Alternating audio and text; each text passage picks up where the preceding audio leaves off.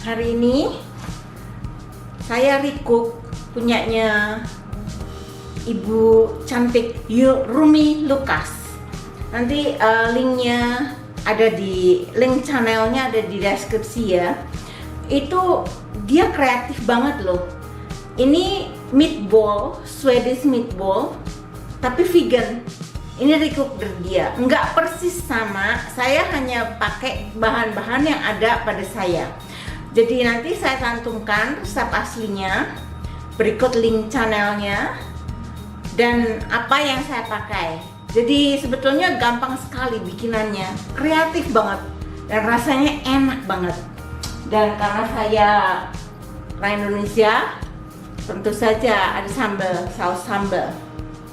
Terus kalau kalian merasa ini terlalu banyak untuk kalian konsumsi langsung, bisa disimpan di kontainer seperti ini, taruh di kulkas untuk lain kali.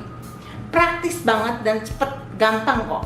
Ini saya pakai jamur yang sudah dikeringkan, karena saya selalu mengeringkan jamur itu. Saya awetkan kalau ada murah, diskon di supermarket, saya beli banyak, kemudian saya keringkan. Jadi kalau kalian pakai jamur seger sekitar 4 atau 5 atau 6 mungkin ya, itu 1 cup lah kira-kira. Terus kemudian waktu bikin gravy-nya, karena ini adalah mushroom gravy, itu pakai mushroom seasoning. Tapi saya tidak pakai karena waktu itu karena jamurnya saya rendam, air rendamannya tidak saya buang, dan itu jadi mushroom seasoning ya. Jadi jangan dibuang air rendaman jamur.